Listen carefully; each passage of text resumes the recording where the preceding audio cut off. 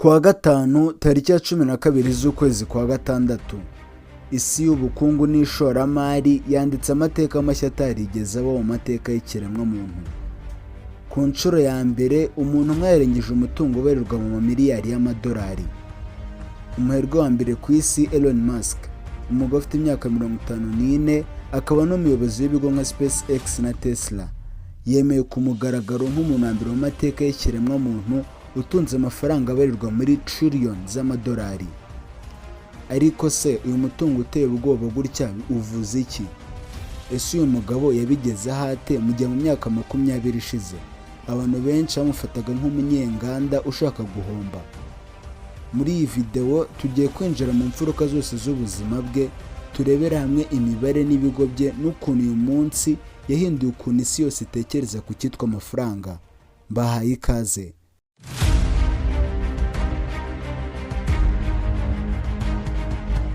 Kugira ngo twumve neza uyu mugabo, ntabwo tugomba guhera ku mamiliyari y'uyu munsi. Reka dusubire inyuma gato mu mujyi wa Pretoria muri Afurika y'Epfo mu mwaka w'1971. Uyu mujyi wa Pretoria niho Musk yakuriye. Elon Musk ntabwo yakuriye mu munezero n'amahoro nk'uko abantu benshi babivuga, kubera ko mu muryango we papa w'umubyara Elon Musk yari umugabo wamuhozaga ku gitutu n'amahane bikomeye cyane. Mu ishuri Elon Musk yari umwana w'umunyabwenge cyane ariko utazi kwisanisha n'abandi. Ibi bikaba byaratumaga abanyeshuri bagenzi be bamuhoza ku nkeke banamumwuzura bikomeye.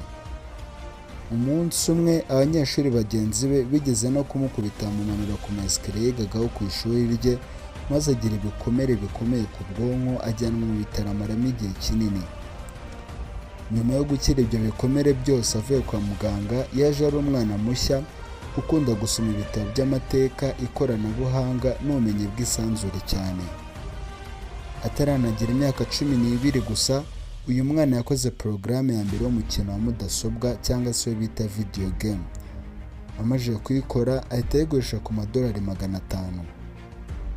Mu mwaka w'1988 yahunze igisirikare cya Afurika y'Epfo cyari gishingiye ku ivanguramoko n'ababyeyi be, maze berekeza muri Canada nta gice na kimwe afite mu mufuka we.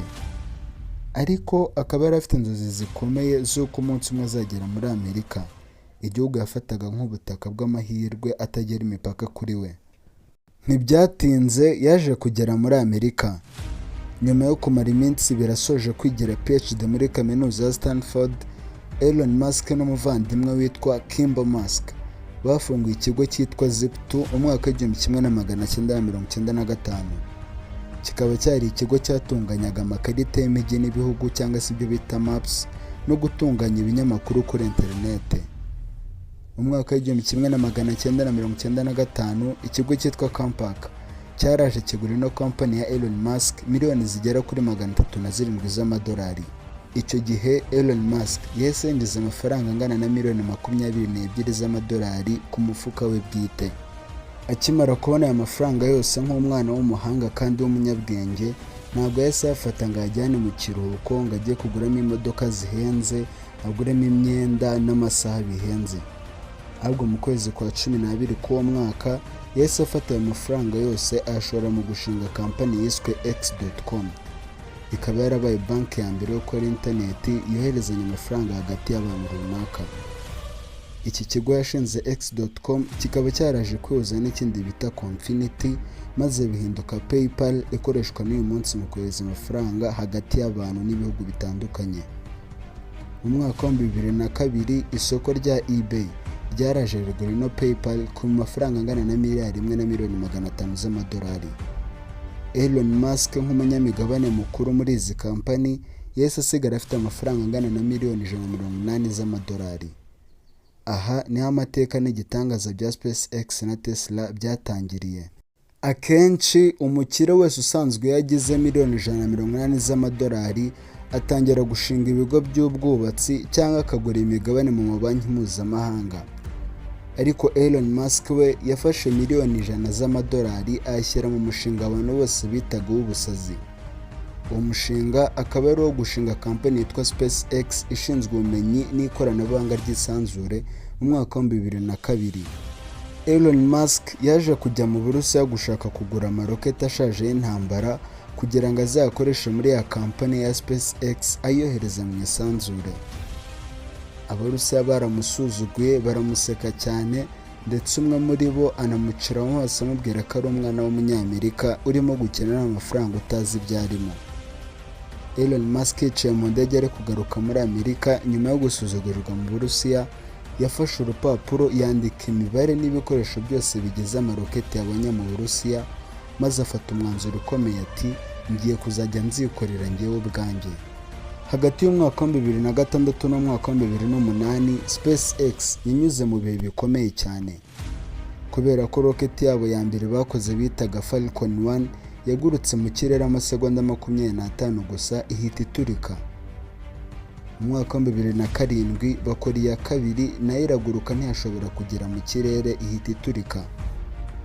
Mu mwaka wa 2008 baje gukora iya gatatu nayo ihita iturika itanageze mu kirere. SpaceX yari isigaranye amafaranga akwanye n'urugendo rumwe gusa.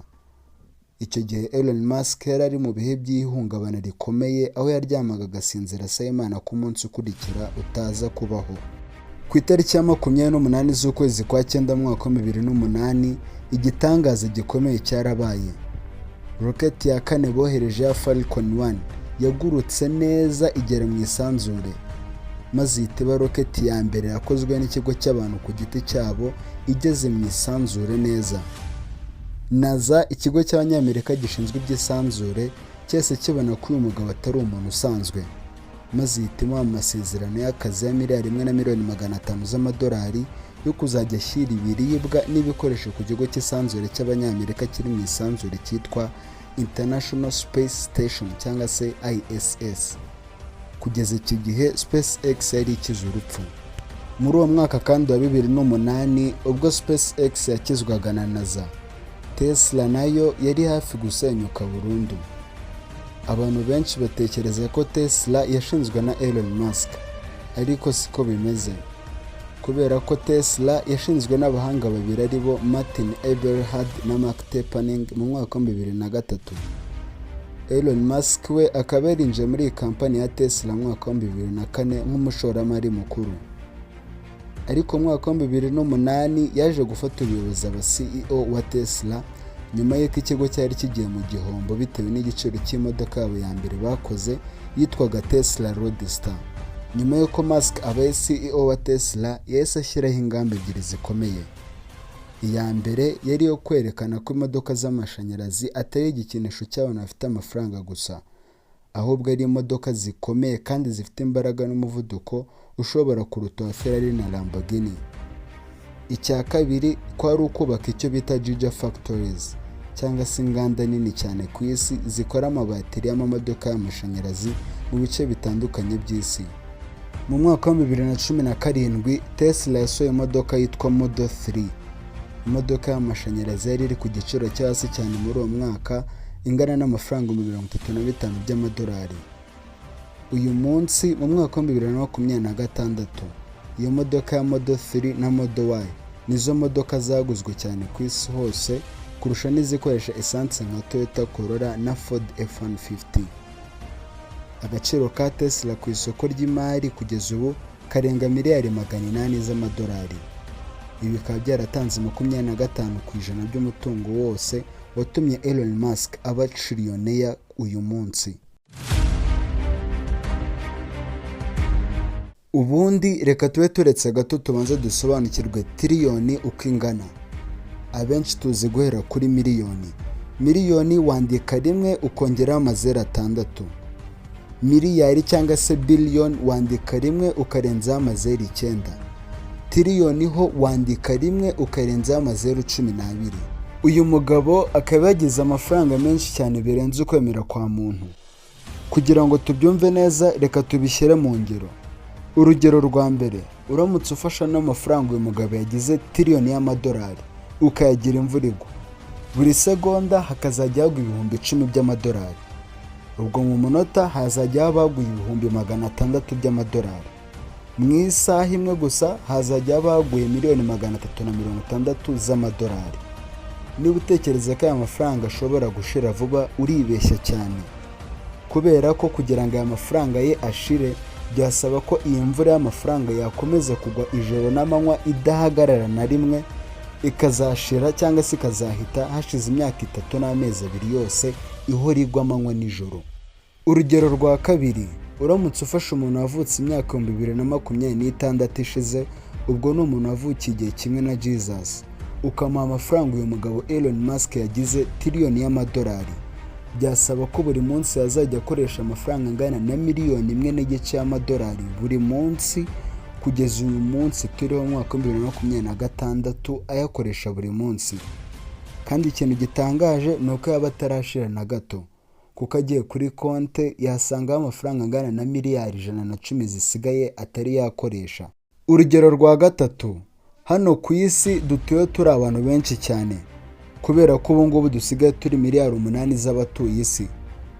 Rero uramutse ufashe umutungo w'uyu mugabo wa Elon Musk ungana na tiriyoni 1 y'amadolari ukawugabanya abantu bose batuye ku isi nta n'umwe ukuyemo, buri muntu wese hamwe n'impinja zavutse uyu munsi, buri muntu wese yahabwa amadolari angana n'125 mu ntoki ze. Ubwo bivuze ko amafaranga y'u Rwanda buri munyarwanda wese, buri mwana, umusaza, umukecuru, uruhinja nta n'umwe ukuyemo, buri wese yafata amafaranga angana n'ibihumbi 181 n'amafaranga 875 by'amanyarwanda. Gusa kugira ngo uyu mugabo agere kuri tiriyoni 1 y'amadolari muri uyu mwaka wa 2026, SpaceX na Tesla nka company ze ntizari zihagije gusa, ahubwo hari ibindi bigo bitatu bishya yashinze byaje bimeze nk'inkongi mu byerekeranye n'ubukungu n'iterambere rye. Kampani ya mbere ashinga nshya ni yitwa Starlink. Iyi kampani ikaba yaraje ikamufasha mu guhindura itumanaho ry'isi yose, kuko kugeza uyu munsi umuturage utuye mu bice bitandukanye by'isi, yaba uri muri Aziya, muri Afurika, muri Amerika y'Amajyepfo, mu Burayi no mu bindi bice bitandukanye by'isi, ashobora kugerwaho na internet itangwa ni Starlink mu buryo bumworoheye cyane. Kugeza ubu kuva iyi kampani yashingwa ikaba imaze kugera abafatabuguzi barenga miliyoni 100 ku isi hose.